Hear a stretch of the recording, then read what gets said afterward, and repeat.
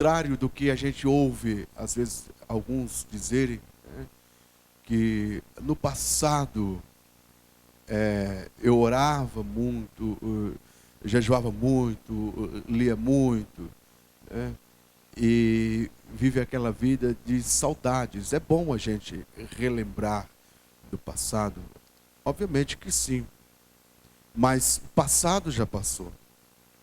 Eu preciso, maturidade é isso. Hoje eu preciso estar mais próximo de Deus do que quando eu aceitei a fé. E quando as coisas acontecem exatamente o contrário, com certeza eu não estou no caminho da maturidade. Eu preciso mudar. Observe que eu já ouvi algumas pessoas dizerem assim: eu não mudo porque Deus não muda. Evidentemente que Deus não precisa mudar, porque Deus é imutável. Deus é o mesmo ontem, é o mesmo hoje, é o mesmo eternamente. Deus não precisa mudar, é perfeito. Quem não precisa mudar é Deus. Aí você me pergunta, mas eu preciso mudar? Obviamente que sim. Então, maturidade é isso. Mudar para melhor, né? Para mais perto de Deus, e não o sentido contrário, né? Eu orava, não oro mais, eu não perdia culto, agora eu venho lá, volta e meia, né? Eu era contribuinte fiel, agora não sou mais. Isso aí não é maturidade, né? Eu falava em língua estranha, não falo mais, não é maturidade também. Maturidade é crescimento, desenvolvimento, profundidade. Agora observe, queridos, que maturidade cristã não vem de tempo de fé. Não quer dizer que eu tenha 30, 40 anos de fé, né, de vida cristã, que os anos, muito obrigado, vão me trazer maturidade. Maturidade tem a ver com relacionamento com Deus, experiência com Deus, conhecer a Deus. De repente, uma pessoa que faz um ano que está na igreja tenha mais maturidade do que uma pessoa que tenha 30 e 40. Porque de repente essa pessoa, nesse um ano, ela se jogou mais para Deus. Ela aceitou essa transformação, essa mudança, que a gente está cansado de falar, que ela vem de dentro para fora e não no sentido inverso, de fora para dentro. Porque às vezes as pessoas aceitam Jesus e já vão correndo, né? Eu sempre digo aqui no Almoçando com Deus, que Deus, nós não somos manequim, né? Aceitam Jesus e rapidinho já vão. Não, não é assim. Essa mudança, ela começa lá dentro do coração. E obviamente que ela também vai resplandecer por fora também, mas ela é de dentro para fora. Então eu tenho que aceitar, e para me aceitar, eu tenho que ser humilde, né, e reconhecer que eu preciso ser um crente melhor, que eu preciso me aproximar mais de Deus. Paulo, ele vai dizer, lá em Éfeso, aos irmãos de Éfeso, Efésios 4, do 13 ao 15, que quando a gente aceita Jesus, obviamente que a gente é menino na fé. E criança, querido, normal. Criança é criança. Mas com o decorrer do tempo, nós vamos trabalhar depois aqui, a gente vai deixando as coisas de criança. Não foi assim que Paulo falou? Abra sua Bíblia, 1 Coríntios 13 e 11.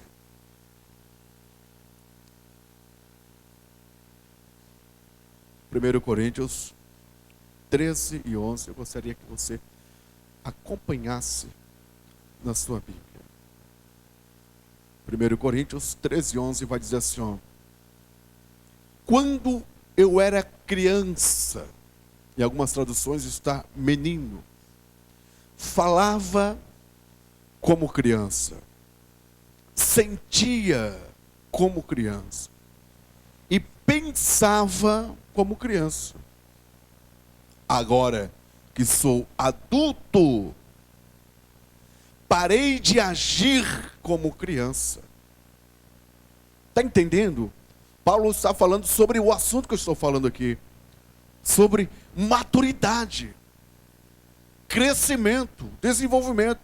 Quando eu era menino, quando eu era criança, eu falava como criança, normal. Eu pensava como criança e eu agia como criança, sentia como criança, normal. Mas agora eu não sou mais criança. Agora eu sou um adulto na fé. Eu amadureci na fé. Encontrei a maturidade cristã. E agora, coisa de criança não cabe mais para mim. Já pensou um adulto tomando mamadeira, querido? Mamadeira é coisa de criança. Não é verdade? Criança, normal. Você vê uma criança tomando mamadeira, normal. Mas você vê um adulto, não encaixa. E a pessoa vê um adulto chorando, batendo o pé por causa de um pirulito, coisa de criança normal, a gente entende. Você vai até lá e dá um pirulito para a criança, coisa de criança. Agora, não fecha para adulto. O problema é que quando a gente não amadurece na fé, a gente começa a falar como criança, a gente começa a sentir como criança, e a gente começa a agir como criança. Palavras de criança. E deixa eu dizer uma coisa, todo cristão imaturo é um problema dentro da igreja. Por exemplo, quando a nossa menina nasceu, a Letícia, então ela tomava uma chuquinha de leite com 30 ml de leite, normal. Depois de alguns dias, aumentou a dose, foi indo, depois já tinha que ser uma mamadeira.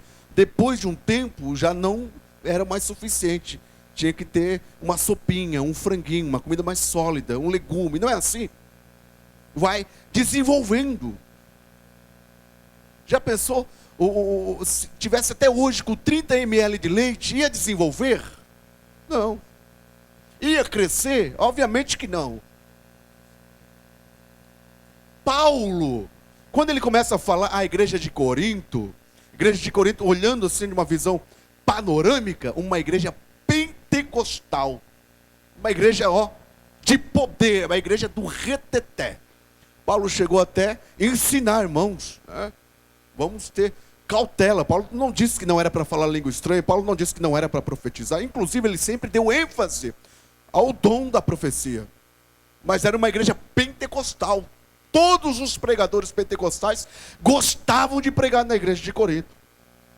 Porque você não precisava suar o casaco, porque era uma igreja que o fogo pegava, na nossa forma de falar pentecostal. Mas, porém, era uma igreja imatura. Era uma igreja que não tinha raízes. Era uma igreja que não tinha profundidade. Era uma igreja que vivia na superficialidade. E Paulo, quando ele começa a escrever a primeira carta, já logo no capítulo de número 3, ele começa a dizer assim: eu queria tanto falar com vocês, como se vocês fossem adultos. Queria tanto servir para vocês uma feijoada forte. Mas não dá. Porque vocês ainda são meninos na fé. Eu tenho que estar dando leitinho para vocês. E Paulo começa a falar de alguns problemas internos da igreja de Corinto, como por exemplo, o problema da divisão. Vocês estão fazendo coisa de criança, Paulo dizendo para eles. Porque uns dizem que é de Paulo, coisa de criança. Outros dizem que eu sou de Apolo. Outros dizem que eu sou de Pedro. E o outro diz que eu sou de Cristo. Problema. A igreja está dividida. Vocês precisam de se aprofundar, de crescer, desenvolvimento. Não pode ficar nessa coisa medíocre de sempre. E Paulo vai falando. Aí ele chega aqui, de volta, ele vai falar o mesmo assunto. Quando eu era criança, eu falava como criança, eu sentia como criança e eu pensava como criança. Mas agora eu deixei para trás todas as coisas de criança. E eu quero falar com os senhores um pouco sobre falava como criança. Como é bonitinho ver uma criança começando a falar. Né? Para um pai ou para uma mãe é uma das coisas que a gente nunca se esquece. Né? Tudo que ela fala é engraçadinho. Né? Fala tudo errado e a gente fica batendo foto, fica filmando e coloca no WhatsApp, coloca nas redes sociais, porque é a coisa mais linda a criança. Mas vai passar, não é verdade? Já pensou? Uma pessoa de 20, 30 anos falando igual criança. É normal, querido? Sim ou não? Não é normal. Como eu sou um pai e observo a minha filha, eu observei uma das coisas sobre falava como criança, fala de criança. Criança fala muito. Ela tem facilidade, principalmente quando ela descobre a fala, ela fala demais. Mas ela tem dificuldade de ouvir. Fala muito, ouve pouco. Quem tem filho, né, que está nessa fase aí, está conversando, fala bastante, fala muito, se intromete na conversa dos adultos. E quando você vai conversar, ela tem dificuldade de ouvir. Quando se trata de uma criança, normal. A criança é assim, é uma fase que ela está enfrentando, a faixa etária dela é normal. O problema é quando a gente cresce e a gente começa a agir como criança. Tiago vai falar, né? Capítulo 1, 19. Ele vai dizer que a gente tem que estar apto para ouvir e tardio para falar. Estar apto para ouvir e tardio para falar. Sempre quando eu estou numa conversa e que eu observo que eu falei demais, eu sempre volto um pouco triste, com aquela sensação, deveria ter falado menos. Sempre quando a gente está falando, a gente corre um risco imenso, é uma zona de perigo, da gente falar coisas erradas. Por isso que Tiago vai dizer, ó, maturidade. Ouça mais e fale menos. Eu até coloquei aqui Provérbios 17 e 28, que vai dizer que até o tolo, o ignorante, quando ele se cala, ele sai como sábio.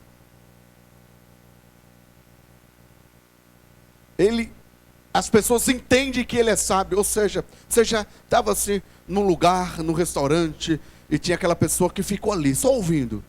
Só ouvindo. E todo mundo falando, ele só ouvindo.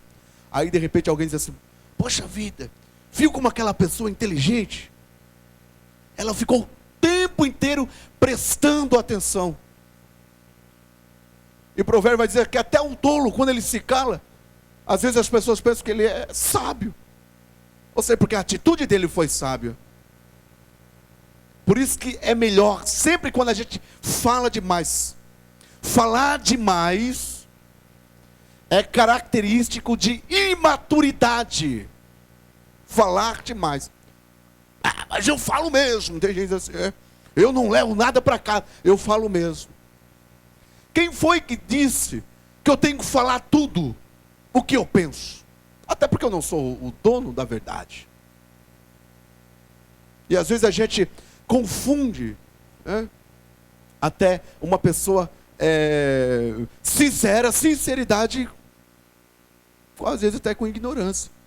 Eu posso achar uma coisa, porque Ele é poderoso, porque Ele é santo. Então na nossa oração Ele merece receber a nossa adoração. Em segundo lugar, na nossa oração Ele disse que nós devemos louvar a Deus e agradecê-lo por tudo quanto Ele fez. Se estamos vivos, é porque Deus é bom. Se estamos aqui nessa noite, Ele merece ser louvado por isso, porque Ele nos proporcionou vida. Se nós temos saúde, nós devemos louvá-lo e agradecê-lo, porque é Ele que nos proporciona vida e tudo mais. E em terceiro lugar, depois de adorarmos por quem Ele é, louvarmos pelo que Ele fez, então nós pedimos a Ele perdão pelas nossas falhas, porque aliás todos nós falhamos, todos nós erramos, todos nós pecamos, mas o Senhor é grande em misericórdia e pronto a perdoar. Então quando nós oramos, nós devemos pedir ao Senhor: Senhor, perdoa as nossas iniquidades.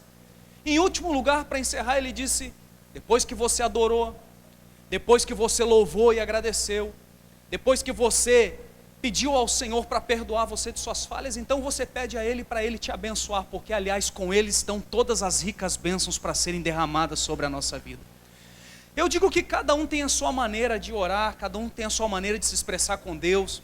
Jesus, lá no livro de Mateus, no Evangelho de Mateus, no capítulo de número 6, no versículo 9, Ele deixou um modelo de oração. Ele disse: quando vocês orar, orem assim: Pai nosso que estás no céu, santificado seja o teu nome, venha a nós o teu reino, seja feita a tua vontade, assim na terra como no céu. Perdoa as nossas dívidas, assim como nós perdoamos aos nossos devedores. A ti, Senhor, pertence a honra, o poder e a glória. Amém. Eu digo que cada um tem a sua maneira de orar, e a oração é um pilar que sustenta a nossa vida. Alguns preferem fazer uma oração mais polida, sabe, uma oração mais profunda.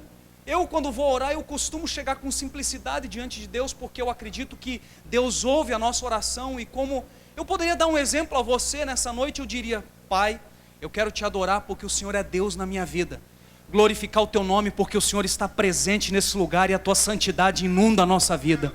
Senhor, eu te louvo porque o Senhor é bom e nos privilegiou como momentos como esse, de estar aqui na sua casa. Sei, Senhor, que sou pequeno, sou pecador, mas em tudo, Pai, eu te agradeço, te louvo e peço: nos abençoa, derrama a tua glória e o teu poder nesse lugar. É uma oração isso aqui, sim ou não? Sim, é uma oração. A Bíblia Sagrada diz na carta de Tiago, capítulo 5, versículo de número 16: a oração de um justo pode muito em seus efeitos. Então, independentemente se a tua oração é simples, se a tua oração é polida, eu quero dizer uma coisa para você: o nosso Deus está pronto a te ouvir nesse lugar. O nosso Deus está pronto a responder o nosso clamor.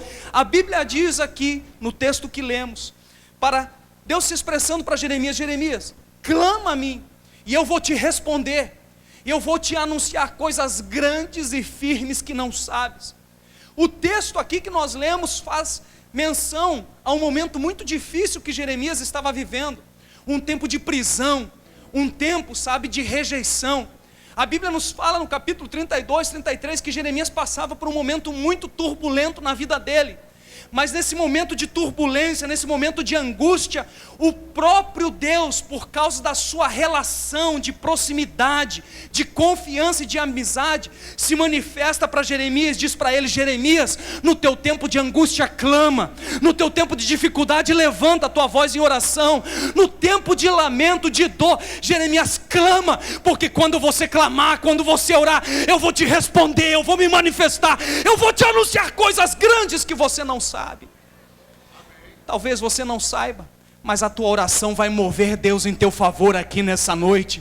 Talvez você que está me ouvindo, me vendo aí através da tela dessa televisão ou pela internet, eu quero te liberar uma palavra sobre a sua vida. O Deus que você serve vai te ouvir e vai te responder com uma resposta poderosa para mudar o rumo da tua história nessa noite.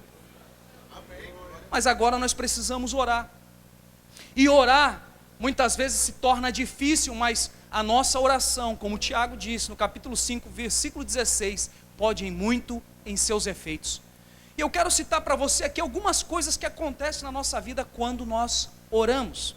Primeira delas, quando nós oramos, nós nos aproximamos de Deus. Não tem como você se aproximar de Deus se você não orar. Tem muita gente que fala, que conhece a Deus, fala de Deus, sabe? Tanta coisa que a gente ouve. E falar de Deus é muito fácil, mas conhecer Deus de verdade é a nossa, sabe, o nosso desafio, é a nossa missão, é o nosso objetivo. Até porque Deus é um ser presente, Ele é real, Ele existe. Você não o vê, mas como esse ar que você respira, você sabe que Ele sustenta a sua vida. Eu posso não ver Deus aqui nessa noite, mas eu sinto Ele e sei que Ele está aqui, e é por isso que eu oro a Ele, eu falo com Ele, eu adoro a Ele, eu glorifico a Ele, e eu tenho certeza que através da minha oração Ele vai me responder, e assim será com você. Nós não podemos viver achando que conhecemos Deus se nós não oramos e não buscamos a sua face. A oração nos aproxima dEle, a oração nos leva ao conhecimento de quem Ele é. A oração faz com que nós venhamos estabelecer uma relação de confiança com o nosso Deus. Imagine-se um casal, eles não se conhecem do dia para a noite, e do dia para a noite resolvem se casar. Eles passam por um período de troca de informação, de aproximação, de troca, sabe, de conversa, de intimidade, de conhecimento, até que eles decidem noivar e até que vem então o casamento. Mas esse relacionamento, essa relação, ela se estabeleceu após um período de proximidade. E assim a nossa relação com Deus. Se nós queremos conhecê-lo de verdade, se nós queremos que Ele se manifeste na nossa vida, se nós queremos sentir a sua presença, nós precisamos nos apoiar nesse pilar chamado oração. A oração nos levará para perto de Deus e trará Deus para perto de nós. A oração estabelecerá essa intimidade. E quando você dobrar o seu joelho, a presença do Espírito Santo vai invadir a sua vida. Sabe por quê? Porque Deus tem prazer em se revelar pelo ser humano. Deus tem prazer em te ouvir, Deus tem prazer em se aproximar, mas você tem que querer, e um dos métodos, um dos meios de trazer Deus para perto de você, é você dobrar o seu joelho e orar. A Bíblia diz que Deus fala com Jeremias, dizendo: Jeremias, clama a mim, porque quando você clamar, eu vou te responder. Meu irmão, eu não sei o que você está esperando, mas se eu fosse você, se você está precisando de algo de Deus na sua vida, você precisa levantar sua oração e dizer: Pai, eu estou aqui nessa noite, eu quero te ouvir, eu quero te sentir, toma conta desse lugar, Senhor. Isso será possível através da nossa oração. A oração, em primeiro lugar, te leva à proximidade, ao conhecimento de Deus. Você quer ver o que mais acontece quando você ora? O poder de Deus se manifesta na nossa vida. Quando a gente ora, o poder de Deus se manifesta na nossa vida. A Bíblia vai dizer no primeiro livro dos Reis que havia uma grande dispersão espiritual, pastor Josimar, entre o povo de Deus. Não era um povo diferente, era o povo de Deus. Uma dispersão espiritual muito grande, uma distância de Deus. Eles ouviam até algumas histórias sobre Deus, mas já não conheciam mais o Senhor, porque eles estavam distantes. Eles não tinham mais a comunhão, não tinham mais a intimidade. E essa dispersão levou-os a um esfriamento espiritual terrível, a ponto deles começarem a adorar a outros deuses, como era o caso de Baal. A Bíblia Sagrada diz que tinha um homem de Deus naquele lugar, e o seu nome era Elias. Um homem que conhecia Deus, um homem que tinha intimidade com Deus, um homem que sabia quem era Deus, que Deus era presente. Ele tinha essa intimidade, esse relacionamento. O profeta Elias, vendo o esfriamento do povo, vendo a dispersão espiritual, o distanciamento, e vendo que os profetas de Baal estavam dando instrução para o povo, e o povo adorando a esse Deus falso, ele faz um desafio, porque ele não se conformava com a situação daquele povo. Ele não se conformava com o esfriamento em que eles viviam. Ele não se conformava com a dispersão que o povo vivia, o distanciamento de Deus. A Bíblia diz que ele faz um desafio. Ele chama os profetas de Baal para o Monte Carmelo. E ele diz para o povo de Deus: subam para o monte também. Chama os líderes, chama os anciãos e faz um desafio. Hoje aqui nós vamos ver quem que é o Deus verdadeiro nesse lugar. A Bíblia Sagrada diz que Elias orienta os profetas de Baal: fiquem à vontade, ofereçam o sacrifício de vocês, clamem o vosso Deus para ver se ele responde. E a Bíblia diz que esses profetas clamavam, se cortavam, se esperneavam, se jogavam no chão e nada acontecia. Passou do meio-dia, imagino eu, que Elias chega para eles: vamos parar com essa brincadeira, agora vocês vão ver o que é Deus de verdade nesse lugar. Elias repara o altar, coloca tudo no seu devido lugar, e então ele faz uma oração. Elias faz apenas uma oração, dizendo lá no capítulo 18, versículo 37, ó Senhor Deus de Abraão, de Isaque e de Israel, manifeste-se hoje que tu és Deus em Israel e que eu sou teu servo, e que conforme a tua palavra fiz essas coisas. Responde-me, Senhor, para que esse povo te conheça e saiba que tu és Deus. Elias fez uma oração, ele levantou um clamor diante de Deus, e a Bíblia Sagrada diz que instantaneamente, no meio da dispersão espiritual, no meio do esfriamento que o povo vivia, a Bíblia diz que Deus responde com fogo. O fogo desce no altar, lambe o sacrifício, e todo o povo se levanta e declara: só o Senhor é Deus em Israel. Sabe por quê? Porque quando tem oração, fogo de Deus tem que descer sobre as nossas vidas. Quem está fraco fica forte, quem está longe vem para perto, quem está caído se levanta, porque quando o poder de Deus se manifesta, uma nova direção chega para a nossa vida. E eu creio nessa noite que aqui tem uma igreja que ora, aqui tem mulheres que oram, e por a nossa oração, Deus vai se manifestar na sua vida, vai se manifestar na sua igreja, vai se manifestar aí na sua casa. Ó Deus de Israel, tu mostrarás que é Deus nesse lugar. Aleluia. Será que você sente o Deus de Israel aqui nessa noite? Será que você tem clamado ao Deus de Israel nessa noite? Meu irmão, uma oração pode fazer com que o poder de Deus se manifeste na nossa vida. Quando o poder de Deus se manifesta, aquilo que está fora do lugar começa a entrar no lugar, aquilo que está esquecido começa a ser trazido à existência. Quando o poder de Deus se manifestou, o povo de Israel foi avivado, retornou para o Senhor e declarou: só o Senhor é Deus em Israel, só o Senhor é Deus em Israel. Sabe o que eu quero dizer para você, minha irmã que me ouve? Quando você orar com mais êxito, quando você orar com mais força, quando você orar com mais fé, Deus vai começar a se mover na tua vida, vai se mover dentro da sua casa. Você vai orar e Deus vai se mover em teu favor. O poder de Deus vai se manifestar e vai trazer à existência vitórias e milagres para a sua vida, e você vai glorificar: só o Senhor é Deus, só o Senhor é Deus, só o Senhor é Deus. E quantos podem declarar: só o Senhor é Deus nessa noite? Segunda coisa, a oração manifesta o poder de Deus. Terceiro lugar, quando nós oramos, nós recebemos poder e autoridade. Poder e autoridade vêm com oração. Em primeiro lugar, quando oramos, nos aproximamos de Deus. Quando nós oramos, o poder dele se manifesta. Quando nós oramos e ele se aproxima e o poder se manifesta, nós recebemos poder e autoridade para vencer. Você quer ver? Quando Jesus ressuscita, ele deu uma ordem aos seus discípulos antes de ascender ao céu: ficai em Jerusalém, até que do alto sejais revestidos de poder. A Bíblia diz que eles vão para o cenáculo, e ali eles ficam orando, clamando, um grupo muito grande de pessoas. Mas os dias vão se passando, e muitos daqueles vão abandonando o seu lugar de oração. Os dias vão se passando e muitos vão se cansando. Muitos, vendo que parece que nada acontecia, foram desistindo, foram se afastando.